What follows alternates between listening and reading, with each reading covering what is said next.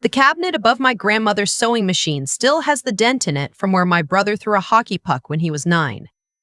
My dad never fixed it. He said it was a reminder that the people we love most are also the ones capable of leaving the deepest marks. I didn't understand what he meant until this past October. My name is Rachel. I'm 31 years old, and I work as a chartered professional accountant at a mid-sized firm in Winnipeg. Numbers have always made sense to me in a way that people sometimes don't. Debits and credits, assets and liabilities. Everything balances, or it should. I spent most of my adult life believing that families work the same way, that what you put in, you eventually got back. That loyalty was an asset that compounded over time. My dad changed that belief when he got sick, and my brother destroyed it entirely when Dad died. My father, David, was 64 years old when he was diagnosed with early-onset Parkinson's. I was 26 at the time, just 2 years into my career. Still renting a one-bedroom apartment near the University of Manitoba campus with a used couch I bought off Kijiji and a coffee maker that only worked if you hit the side of it twice before pressing start. My brother, Tyler, was 32. He lived 40 minutes away in a suburb outside the city with his wife Cassandra and their 2 kids. He had a good job in project management, a house with a finished basement, a truck he'd been very proud of buying new. When the diagnosis came, I moved back home within 3 months. Not because anyone asked me to, not because it was convenient, it wasn't. I had to break my lease, pay the penalty, and commute 45 minutes each way to work for the better part of a year until I found a place closer to my parents' house. I did it because my mom had gone back to part-time work to help cover the cost of my dad's medications, and someone needed to be there in the mornings to help him get ready, and that someone was never going to be Tyler. Tyler visited on holidays. He called on birthdays. He sent flowers when my dad had a particularly bad stretch in the hospital. He was, as my mom always said with a smile that didn't quite reach her eyes, very thoughtful. What Tyler was very thoughtful about, I came to understand, was his own situation. The first time I noticed something was off was about 18 months before my dad passed. Tyler started asking questions during family dinners that felt slightly out of place. Had Dad updated his will recently? Whether the house was in both my parents' names or just one? Whether the RRSP beneficiaries had been reviewed lately? He always framed it as concern. He always had a reasonable explanation. Estate planning is important, he'd say. You don't want things to get complicated later. My dad would nod and say he'd look into it. My mom would change the subject. I would sit across the table and feel something cold settle in my stomach that I couldn't quite name at the time. My dad had a self-directed TFSA and a non-registered investment account that together held just over $220,000. He'd built it slowly over 30 years, contributing what he could, making careful choices. He used to call it his quiet money, the kind that doesn't make noise but is there when you need it. He told me once during one of the nights I sat with him while my mom slept that he wanted it split between me and Tyler when the time came. Equal shares. He believed in fairness, the way he believed in paying your taxes on time and always using your turn signal. It was just how things were done. What my dad did not know because I didn't tell him, and I'm still not sure I made the right call there, was that Tyler had been having serious financial problems for at least 2 years. I found out by accident. Tyler had called one evening when he meant to call our mom. Same first letter in the contact list, I assume. And before he realized his mistake, I heard enough. Something about a line of credit that was maxed.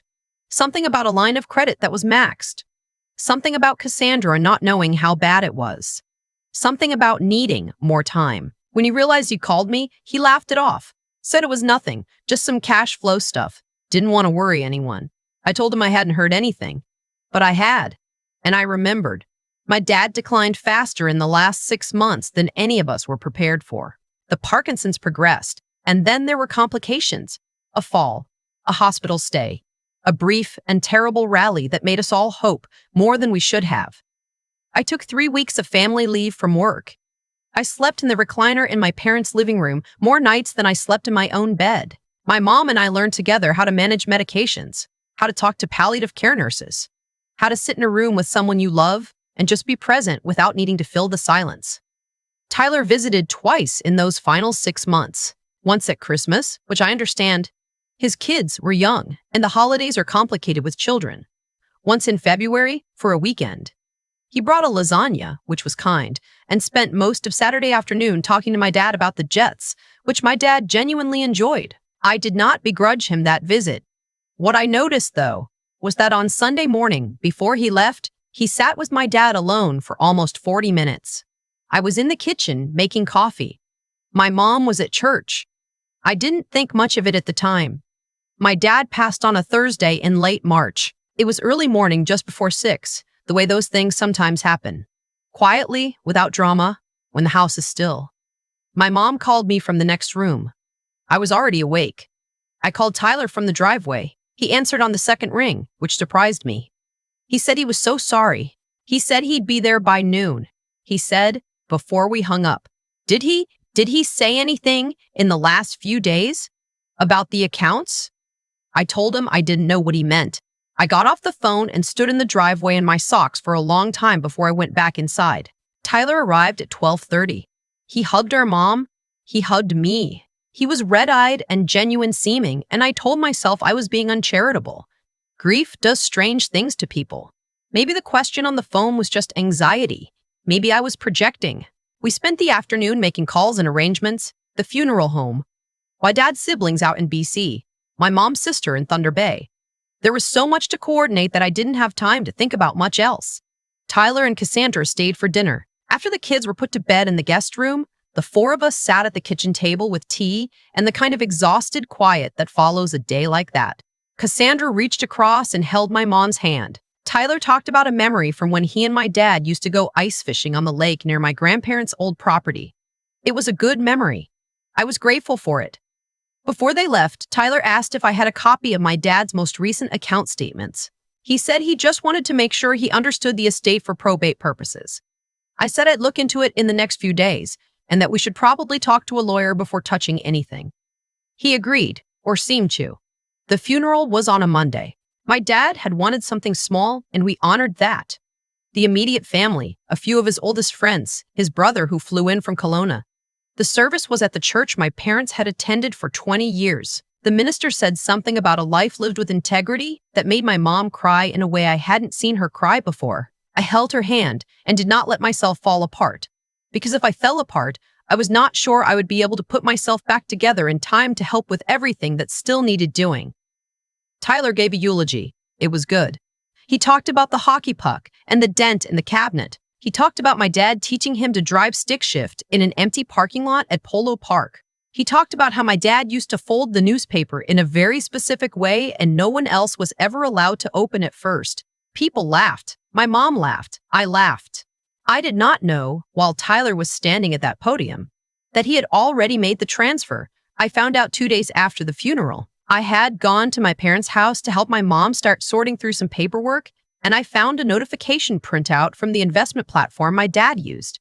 The kind that gets sent automatically when a significant transaction occurs. It had been printed and left on his desk, probably by my dad himself during one of his more alert periods, filed under "to review." The transfer had gone out 4 days before my dad died. $218,000 to an $18,000 to an external account.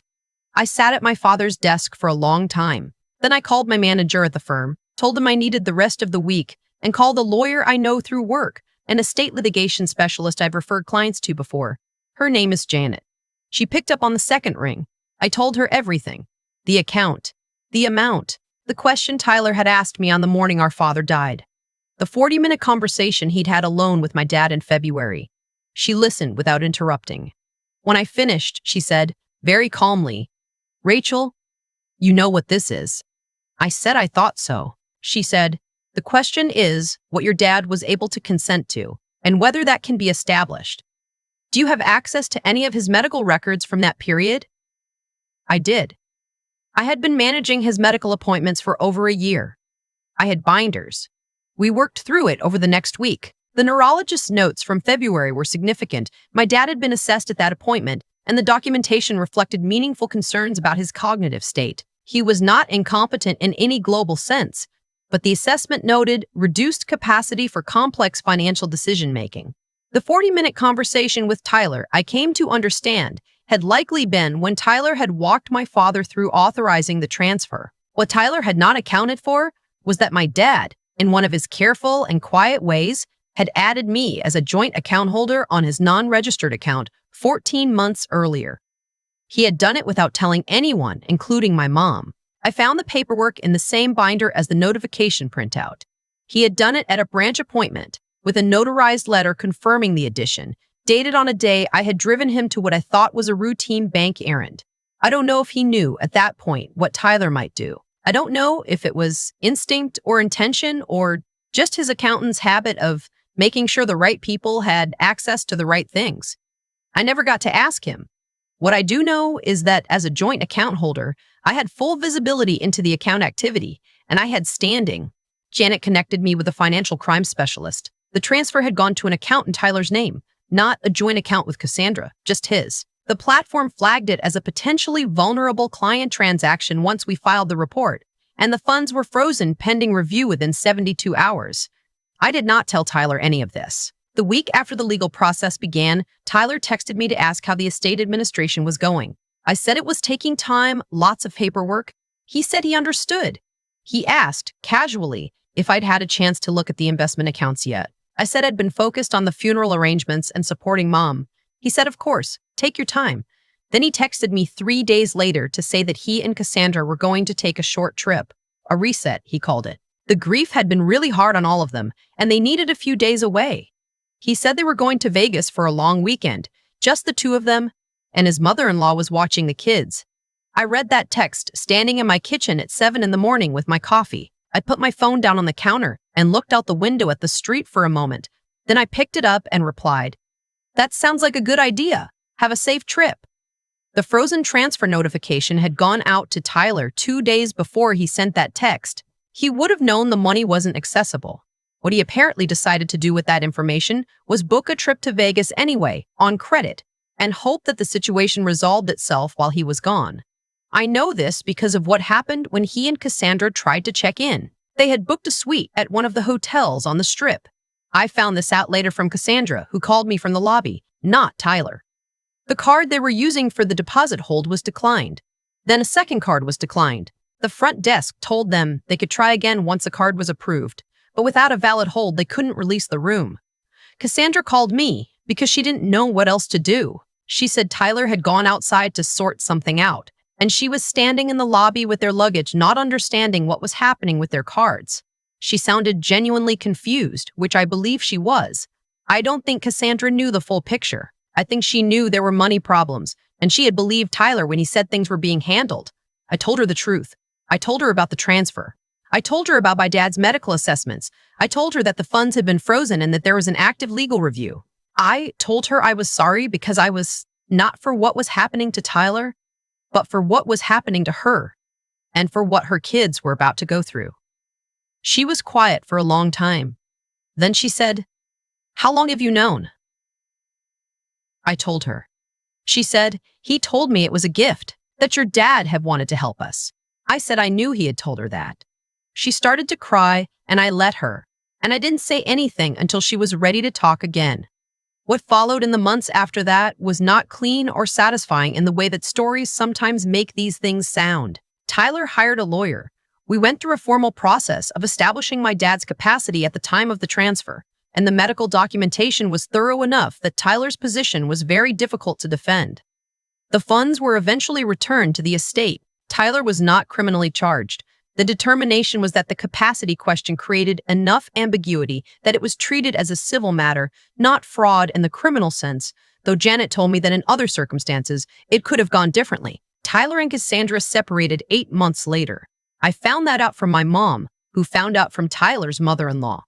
My mom and I have never talked directly about what happened in the way I imagined we might.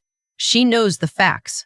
She was part of the estate process, but she doesn't bring it up, and I have followed her lead on that. She is 62 years old, and she just lost her husband of 35 years, and I do not think she needs me to require anything more of her. Tyler and I have spoken twice since the legal process concluded. Both times were brief. Both times he said some version of the word sorry without it sounding exactly like an apology. I said I heard him. I don't know what we are to each other now. I don't think there's a word for it yet. What I think about most, when I think about all of it, is my dad going to that branch appointment 14 months before he died, getting in the car, me driving, him with his coat on and his wallet in his pocket, sitting across from someone at the bank and adding my name to an account, not telling me. folding the paperwork into the same binder where he kept everything else, filed neatly under the right tab.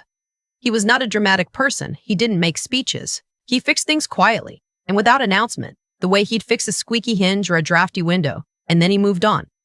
I don't know exactly what he was thinking that day. Maybe he just wanted to make sure things were in order. Maybe he understood more about what was coming than he let on, both about his illness and about Tyler. But I know what it felt like when I found that paperwork. It felt like him sitting across from me one more time. It felt like him saying, "I saw you. I knew you'd be there. Here, the cabinet with the dent in it is still in my mom's house. I was there last weekend and I noticed it again. Small. High up on the door, easy to miss. My dad never fixed it. I used to think that was because he forgot or because it wasn't worth the effort. I think now that he left it there on purpose. Not as a punishment and not as a grudge. Just as a record. Proof that something happened. That someone was there and that what they did left a mark. And that the people who were paying attention would always know it.